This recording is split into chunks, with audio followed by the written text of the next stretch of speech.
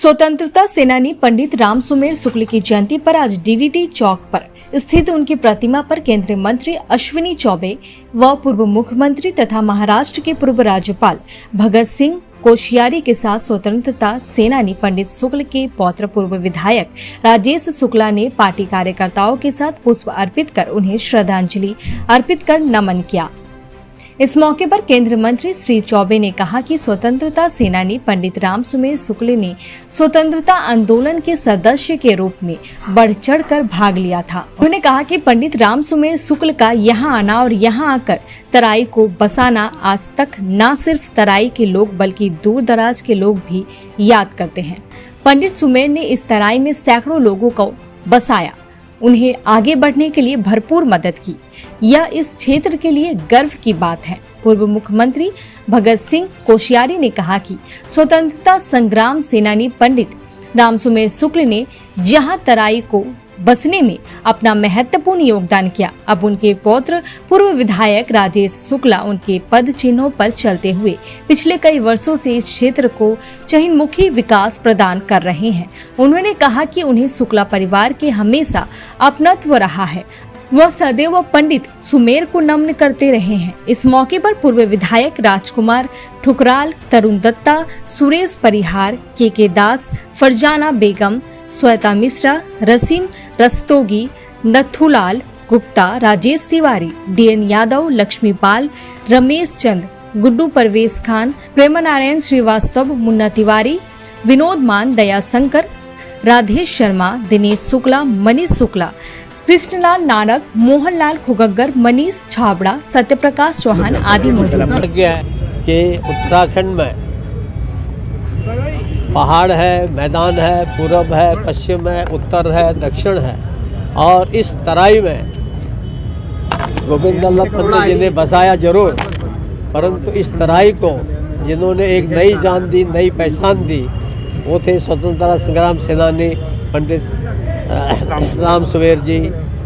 शुक्ला। जैसे लोग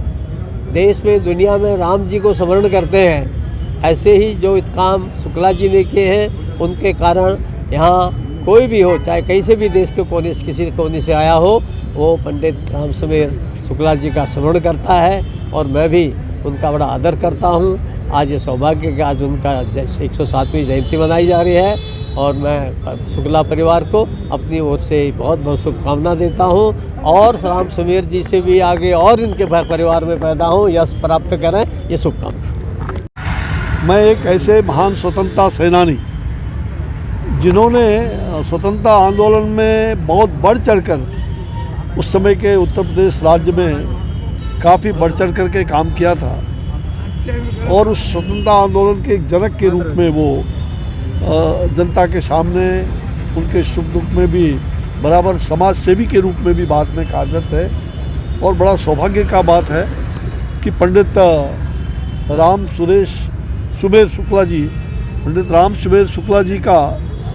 रुद्रपुर में आना और यहाँ बसाना इस क्षेत्र को जो उन्होंने बसाया है, वो सचमुच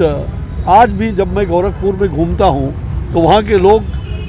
उन्हें याद करते हैं कि भाई हमारे रुद्रपुर में हम लोग यहाँ, मैं जब भी आया